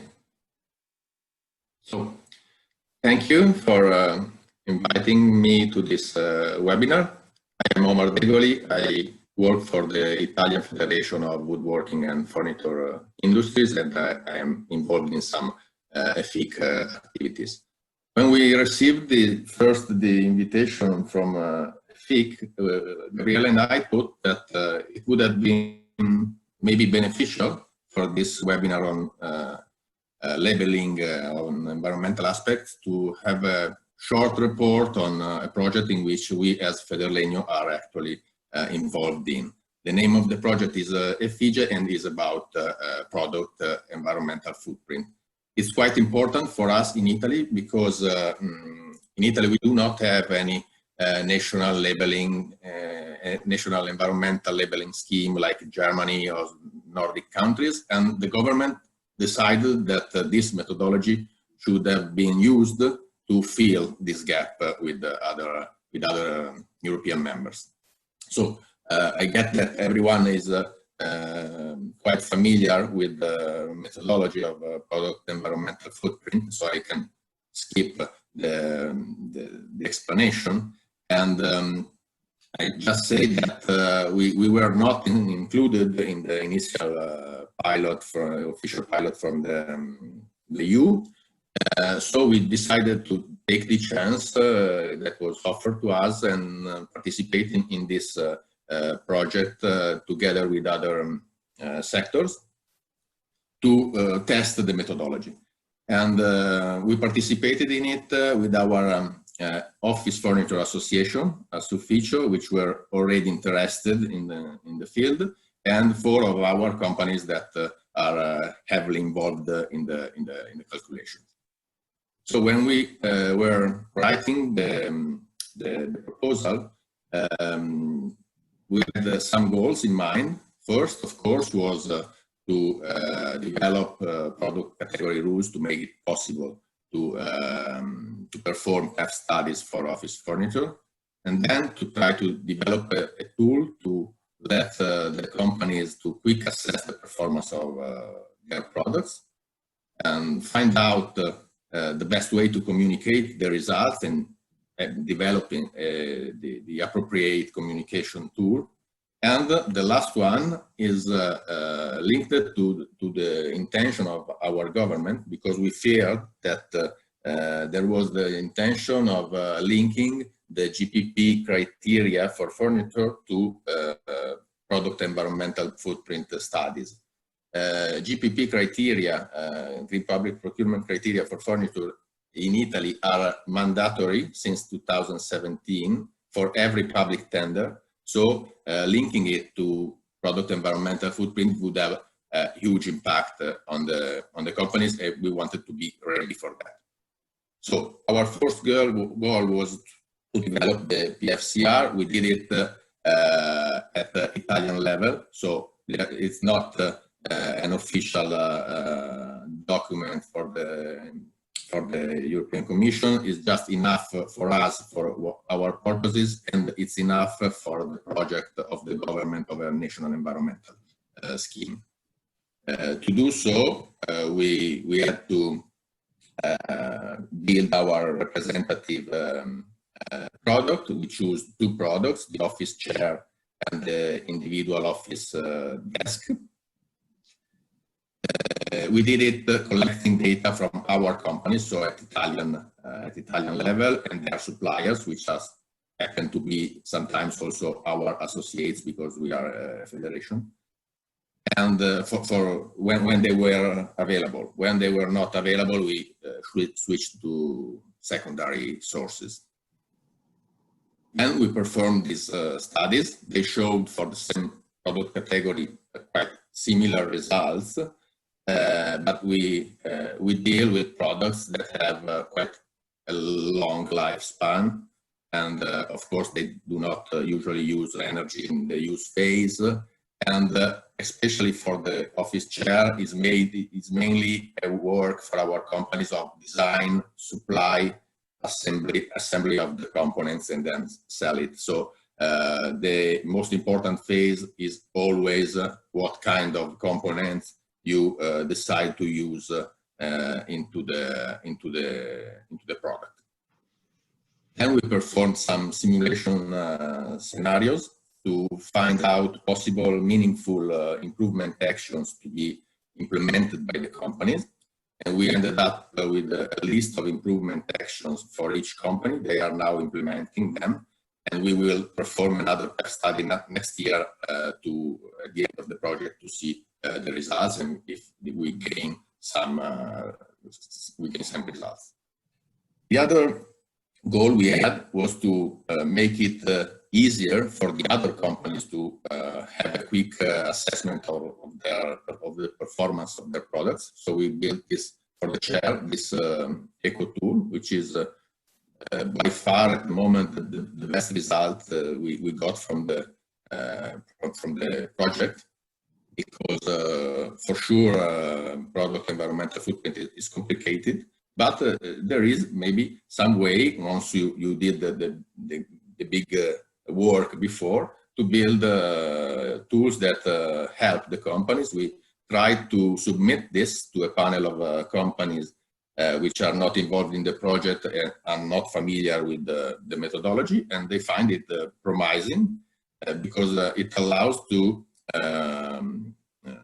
compare quite easily different versions of different design options for the same product. So it's useful at the design stage. If anyone is interested in it, I can send it by email to test it. Next goal was about communication. So find out the best way to communicate PEF results, how to make PEF results interesting for the customer. And this was also requested by our ministry. They were interested in choosing a communication vehicle for a project they had. So the best communication vehicle, of course, depends on the customer, and our companies have different market as a reference. So at the end, we decided to work on the fact sheet because most of the companies are involved in big projects in which comprehensive data about the impacts of the product could be useful, while companies that were more oriented towards retail and consumers, they of course prefer performance label or traffic light label because it's easier to understand and the consumer are used to it. But it's interesting to see that with the same results of the studies, you can build several different kind of communication tool. At the end, be ready in case of PEF adoption at national GPP level. We are not at this stage yet in Italy, but in the meanwhile, during the work of the project, the ministry, the environmental ministry, approved a national environmental labeling scheme based on PEF. It has now almost 1.5 years. It builds on the work of the associations. So an association or a consortium of companies which are representative for a particular product can develop a PFCR simplified at the Italian level, which is enough for the government. But you have to use, of course, the official documents if they are available for that product. And then the ministry will validate the work and step in to evaluate the submission of the single companies and assign the logo. At the moment, we decided not to take part in this scheme. We are almost ready because the project gave us all the information and the documentation to be ready to submit it to the government. But we want to see how it develops because it's quite at the early stages. At the moment, it's not taking off, so we decided to wait. But we are participating though in this scheme with another of our association, which is the Wood Packaging Association. They are going for the label, so they are talking with the ministry, and in a few months, hopefully, our wood packaging companies could apply for the label. It's an interesting experiment, in my opinion, to see if and how product environmental footprint could be backbone of any environmental scheme. So to be short, this is my last slide. In our experience, the use of this methodology made possible to make very reliable assertions on certain topics, such as the substantiated green claims that the Commission is looking for, but not on every kind of variables or environmental variables. Is useful for at the design stage for internal use to compare different design options.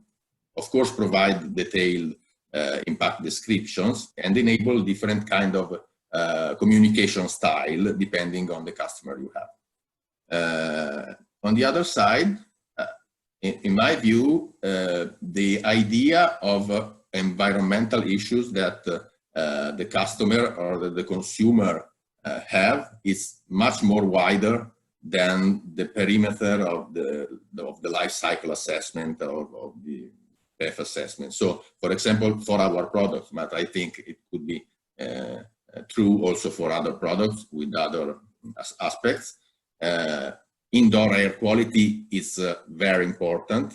Every customer, every consumer worries about it. VOC emissions, formaldehyde emissions from the product. And these aspects are not well reflected, but they are environmental aspects. They are in every environmental label about furniture. The other, so it needs to be implemented with some other data.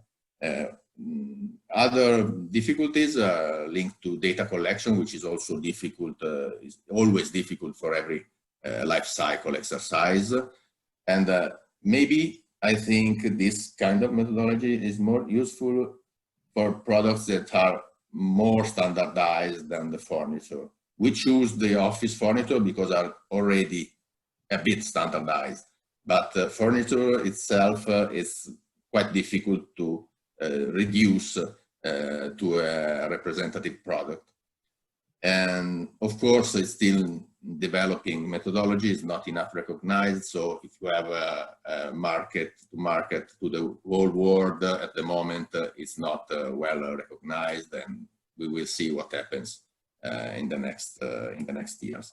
So this was my last slide. I'm here if you have any other question. Thank you.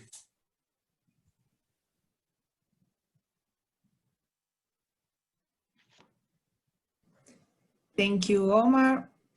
So maybe we can take time for some questions for Gabriela and Omar. Maybe Gabriela, you already read the question. Alan, Perrine too. Yeah.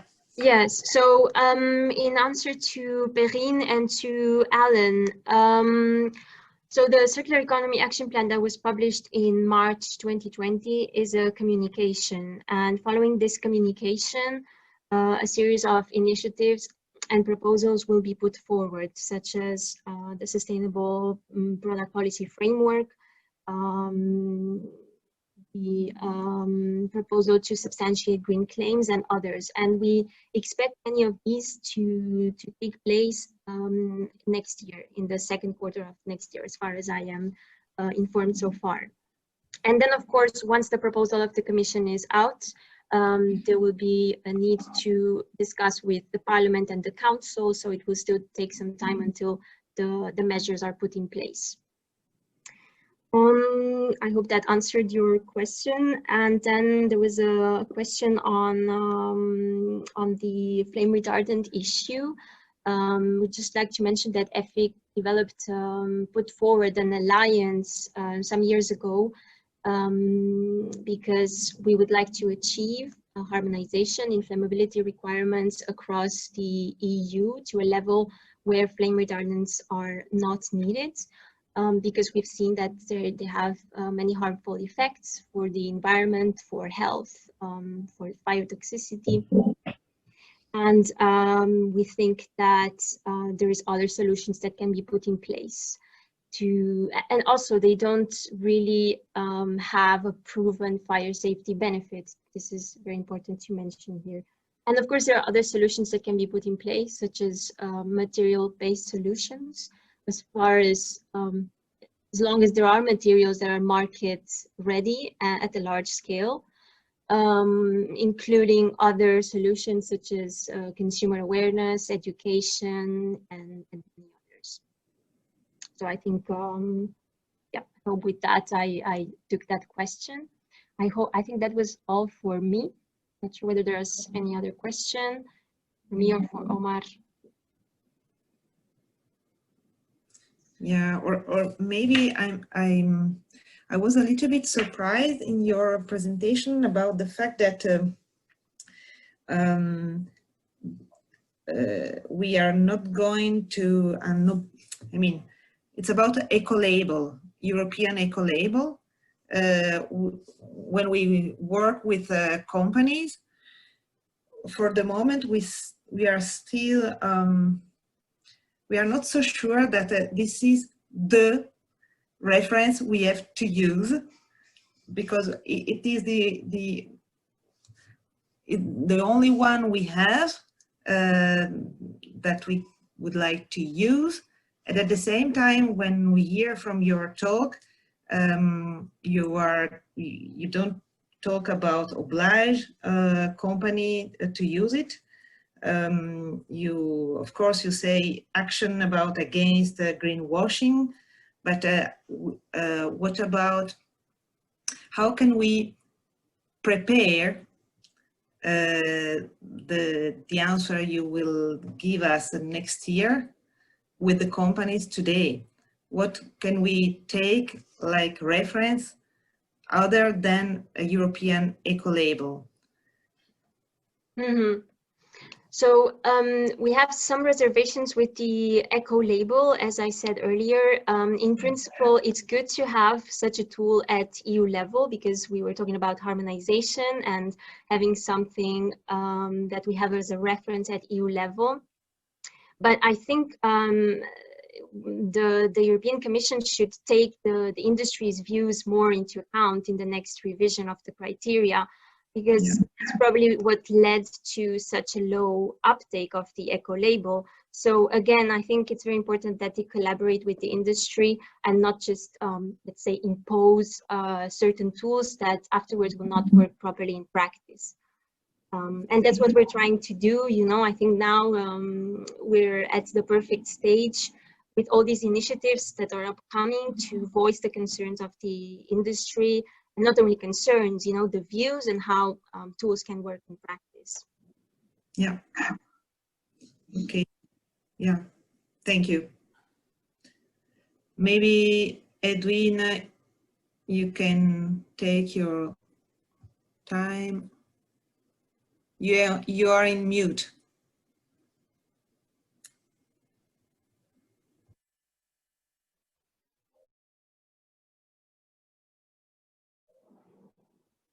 So now you should be able to hear me, and you have my presentation as well. So what I want to do with my presentation is to explain you what the relationship is between standards and legislation, and what exists at the moment regarding circular economy and what is being developed. So I will shortly start with introducing myself, and then standards versus legislation, how they are linked together, and then we will talk about the circular economy specific standards.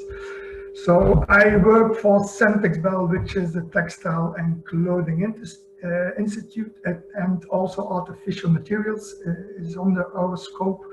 And there I'm the consultant regarding clothing textiles. I consult regarding quality, sustainability, and legislation in some specific domains, not all legislation.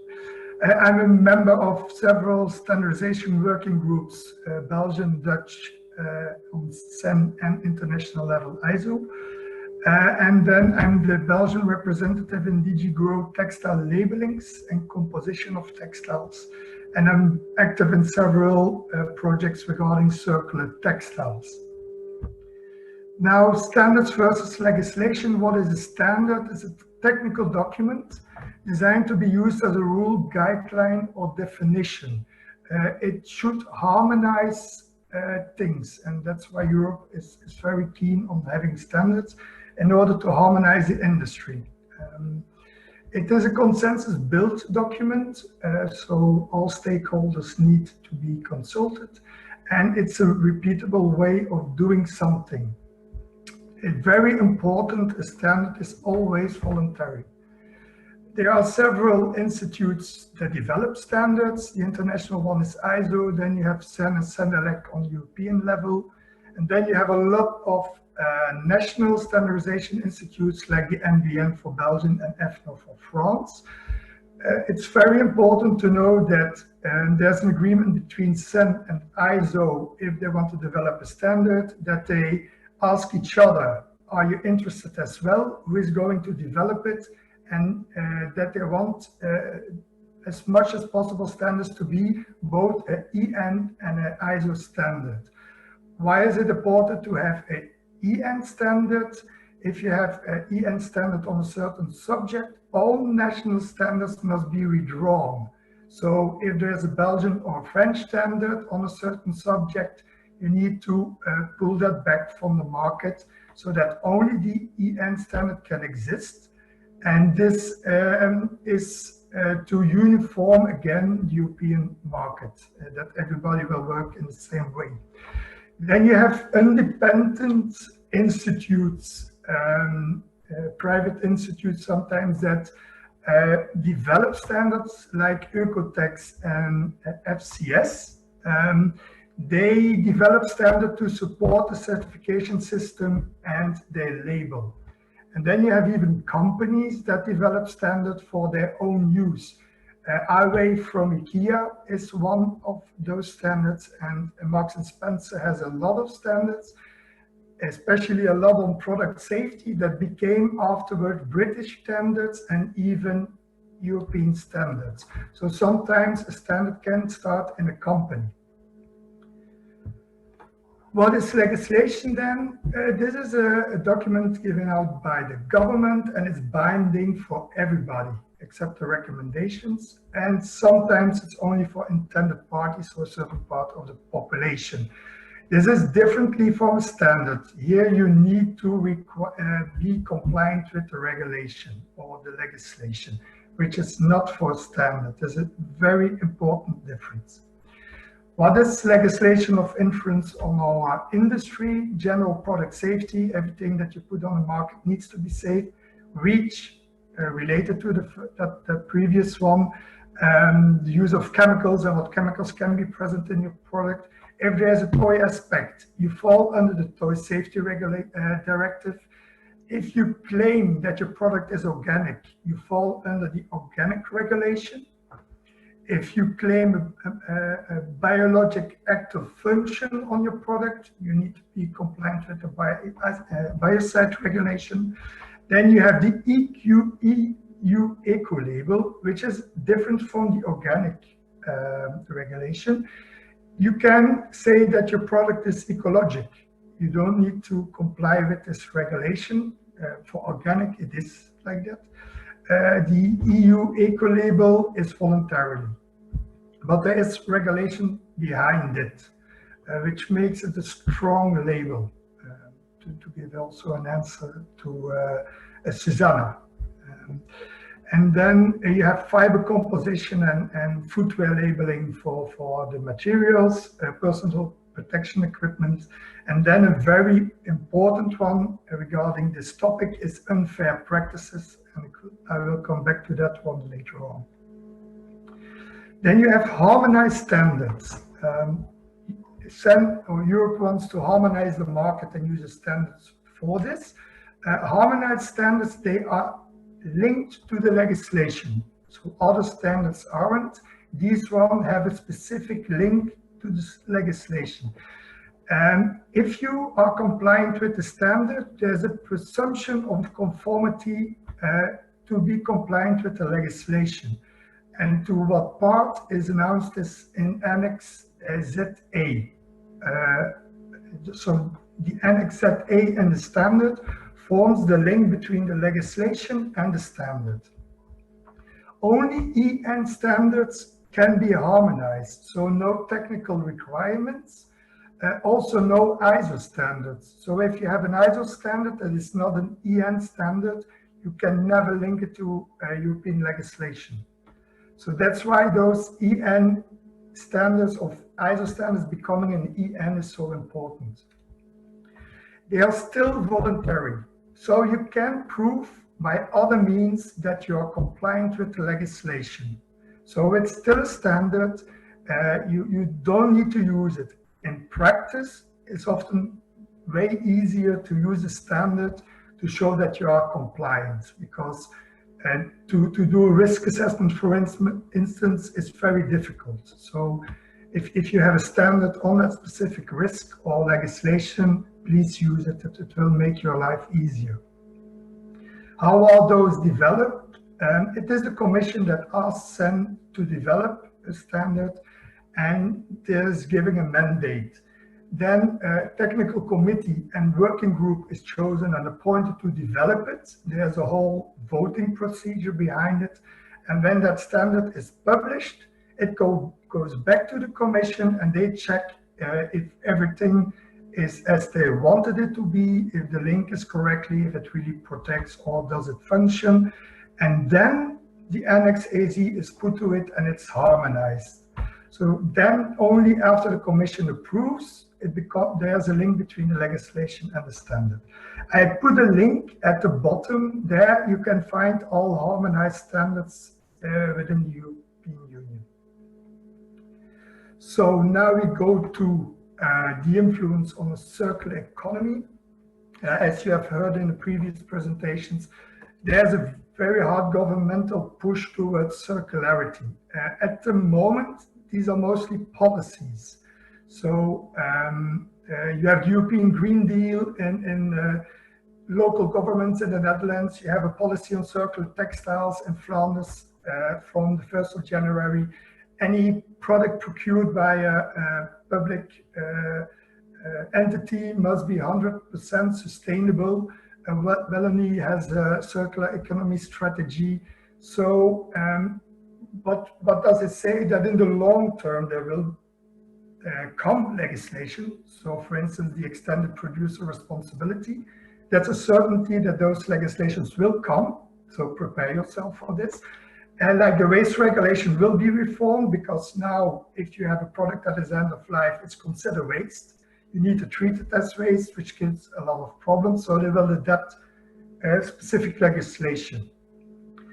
In the short term, what do you see? A lot of procurement documents asking for circular products. And there it becomes very tricky. How am I going to claim this? So there comes the unfair practice legislation into play. Anything that you say about your product that may make a consumer to choose for your product. So like saying my product is circular, you need to be able to prove this and support your claim. And it's very difficult to do that. So there are some standards that can help you, or there's some standard development that can help you. So even though there's no legislation, from the moment you make a claim, you enforce yourself to be compliant. So also, if you say I'm compliant with this standard, you need to follow the document completely and being compliant.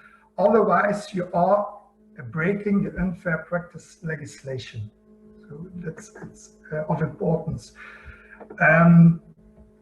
What is a good standard? It needs to be trustworthy, so it needs to be objective. That's why international or SAM and EN standards have more value than a company standard. All stakeholders must be taken into account. It must be produced with all stakeholders, like producers, users, governments, and non-profit organizations related to the topic. It needs to be accessible by everybody. It needs to be public. Everybody needs to be able to read those documents. And preferably they are checked by a third party, or even better, controlled by a third party. And they need to be able to check by a third party, but in the best case, they are completely controlled by a third party, independent party. Existing standards that you can use at the moment, the ISO 9001 quality management, and all the standards that support, so to test quality.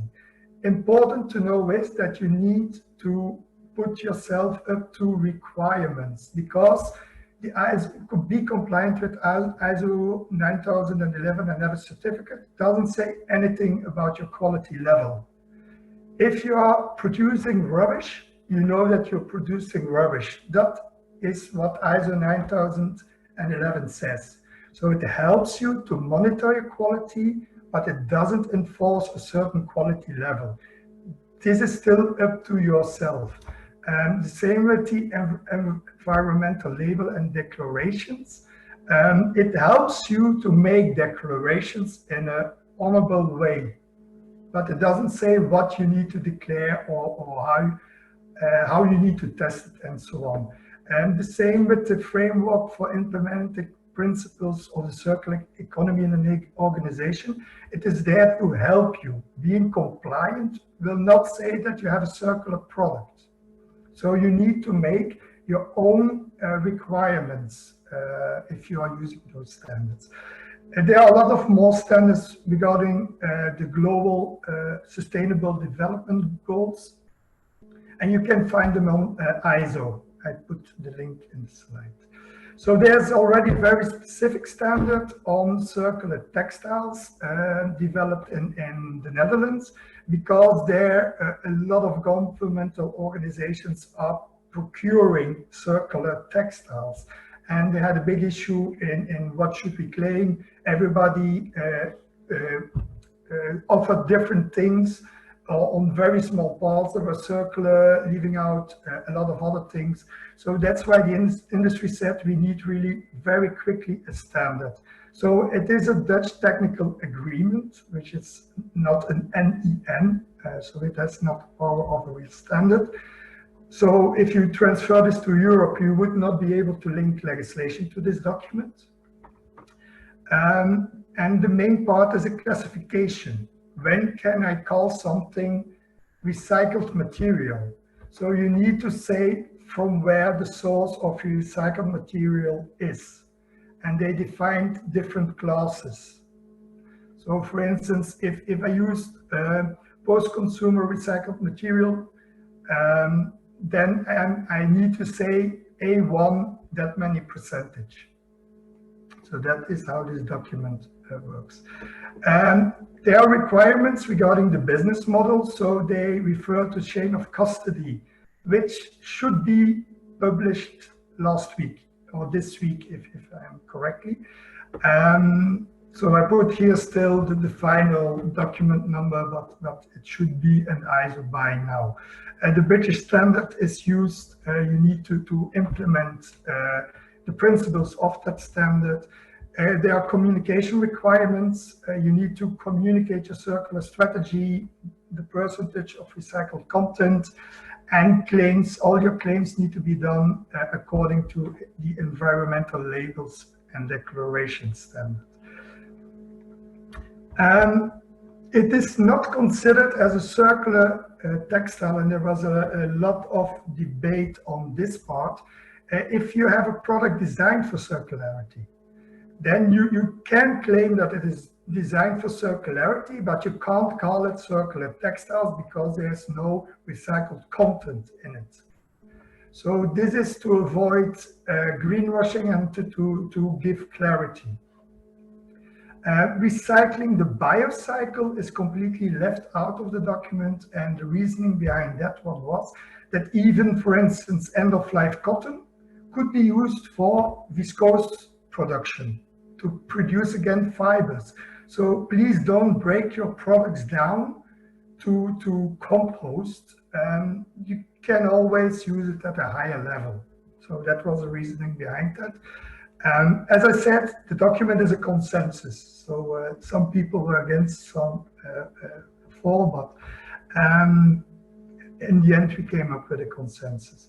And it is taken only textile materials into account. So no zippers, no coatings, no buttons, no additional material. So only the fibers of your product are taken into account, because otherwise the document would become too complex.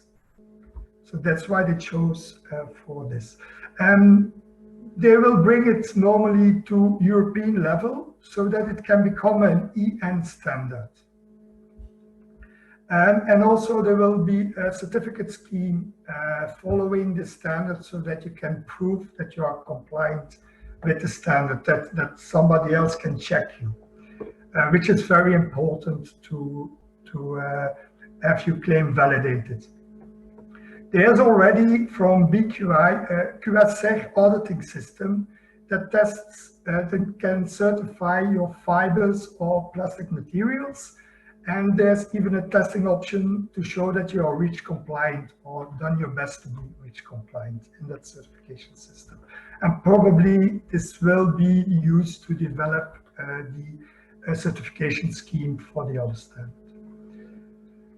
There are a lot of other standards of influence, like for textiles you have test on biodegradability, environmental aspects. So there are a lot of standards developed that could be of an influence on the circular economy.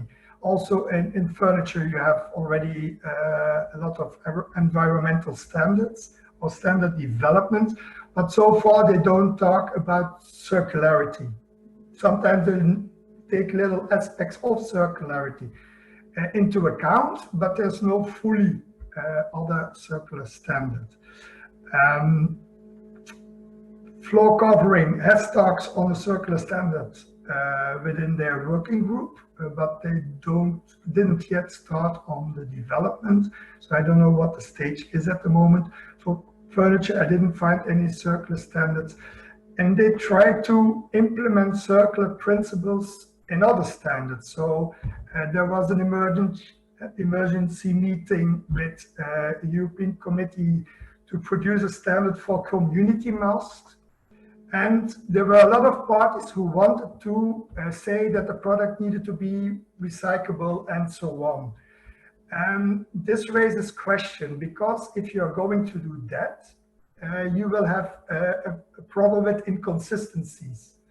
And you need them to be compliant with that standard, but another standard says that, and then perhaps even a legislation says something else. So it will become very complex, and the European Commission is very worried about that. Also CEN. So that's why they formed the SABE Circular Economy Group. And this is a new working group since the start of this year. They have three main objectives, and that is to influence, identify all standards that have an influence on circular economy, whether it be positive or negative. They want to identify the needs regarding the standardization, and then to coordinate standardization and give advice to CEN and the EU Commission. So this is a very important group in making sure that standards are uniformed, that they are not contradictory. which is on ISO level a very important development at the moment, is within this TC 323, circular economy. There you have 3 working groups and they are working on different aspects. So the first one is making a standard on framework and principles for implementation of the circular economy. It's pretty much the British standard that will transform into an ISO standard. Then you have guidelines on business models and value change that will be also part of the British standard developed into this standard. Measuring circularity framework. So how are you going to measure a certain level of circularity? And then there will be a standard to help you, and this will be a technical requirement, so not an ISO standard, to estimate how well the performance of a certain product is to analyze case studies, so that this has been done in a uniform way. If you want to follow up and give input on these standards, and then you can also look into the documents, we will organize a working group on the 22nd of October. If you are interested in participating and giving feedback on standard development, and also to SABE, because they need input regarding what is needed, then we can do this also via this working group and say, okay, this is input from the industry. Please contact me. My email is there. And normally we will send out an invitation the end of September. And that's it for me. If you have questions regarding textile standards, please contact me, and please contact Raymond from the Wood.be, the Wood Institute, if you have questions regarding the furniture or wood domain. Thank you.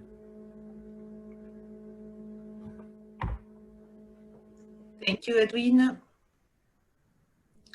Okay, maybe anyone want to ask a question?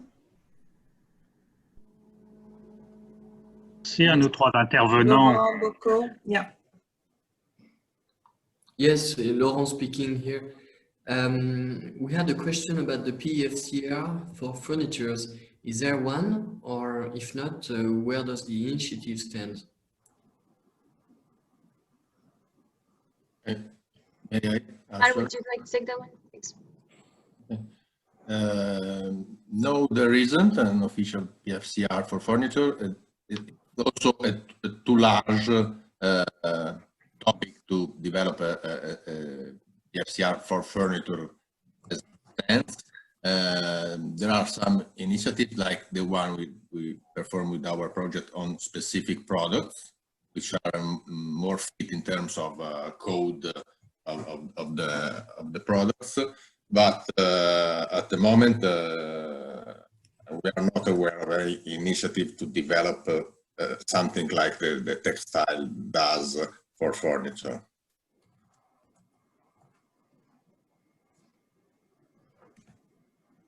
Okay, thank you. Okay.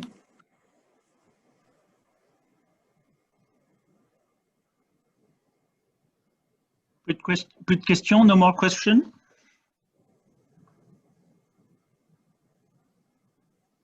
C'était complet. Yeah. There is someone who is someone is asking about the presentation, the slide. They would like to know if it is possible to receive by email. So we need the answer for every speakers. No problem from our side. Okay. Yes. Yeah. That's why I put the links in. Yeah. Perfect. Thank you. So we will send to everybody. Juste, on peut demander à Xavier s'il est d'accord pour qu'on mette les présentations sur le site internet et le lien vers le replay de la conférence, peut-être. Xavier, si tu es encore là. Oui, je suis là. Je pense qu'il n'y a pas de problème pour diffuser les présentations, hein.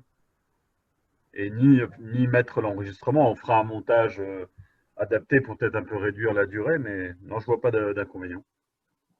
Et je propose que l'on mette également les contacts de nos intervenants pour pouvoir poursuivre en one-to-one. Dialogue. OK? Parfait. Perfect. On lève le camp? Midi pile. On est Oui. pile dans le timing. C'est bon? Merci encore à nos 4 intervenants, très complémentaires, très larges à chaque fois la présentation. Merci aux 50 participants qui sont restés jusqu'à la fin. Have a nice day and see you soon in EC-Twin group working groups. Thank you very much. Thank you. Bye-bye. Thank you very much. Bye-bye.